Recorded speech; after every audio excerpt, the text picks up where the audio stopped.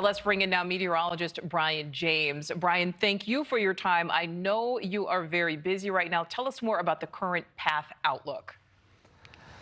The path is going to be critical here because you're going to look for where the storm surge, where the storm path is going to be perpendicular to the coastline, and that's where a lot of that storm surge, that right front quadrant of the hurricane is what we're going to be watching as it does move off toward the north. Currently moving north about 15 miles an hour. This is a 12-hour loop, and you can see the kind of cycle that the hurricane has gone through.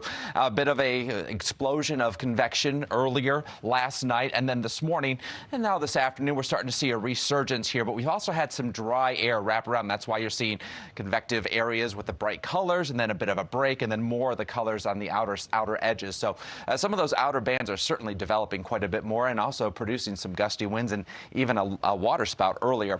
Now Category 1 expected to become a Category 3 and winds at 125 miles an hour.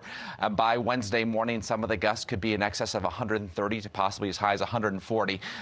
Current location 240 miles to the southwest of Tampa Bay. We're about an hour away from the next update as in terms of location. Water temperatures in the mid to upper 80s.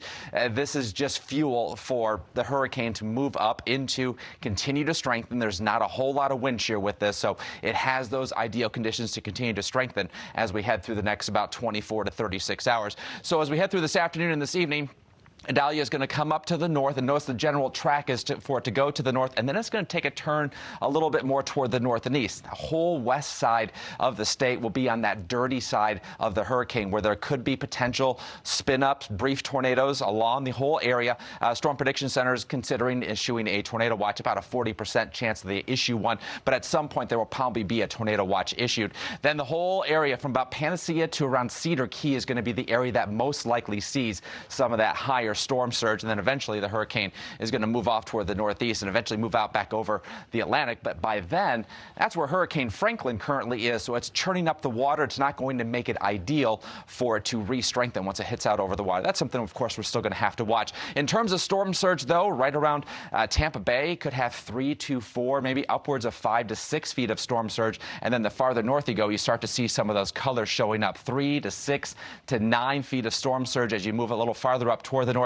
Or this, you can see the river here. That's the Suwannee River. That's where we'll likely see additional push of water get shoved back up into the river and then make its way even farther inland. So whole storm surge situation is going to be something that is critical to watch because this will have an extensive amount of damage, whereas the wind and the rain, flooding from the rainfall, those two combined still pales in comparison to the damage that you usually see from storm surge. And this will be life-threatening storm surge. Some spots could have more than 12 feet, closer to 15 feet if we get that right trajectory with the track of Idalia. So for everyone that's in the path of this, you have to consider this, and you have to make sure that you are taking those courses of action that are going to potentially save your life. Nichole, back to you. Brian, and that was the question I wanted to follow up with you. We know not everyone leaves, even when there are mandatory evacuations. Based on everything you're seeing, how seriously should people be taking these early warnings?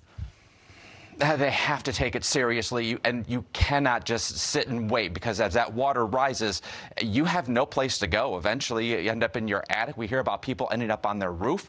You talk about 12 to 15 feet of storm surge. That could easily cover people's roofs, especially right along the coast. So, yes, you have to get out. You have to move inland. You don't have to move a whole lot. Maybe 20 to 30 miles inland is all you really need to do to make that move to get away from the worst of the storm surge. Yeah, 20 to 30 miles could be a matter of life and death there. All right, meteorologist Brian James, thank you so much for your time. Thank you for watching. Go to newsnationnow.com to find NewsNation on your television provider. And don't forget to click the red subscribe button below to get more of NewsNation's fact-driven, unbiased coverage.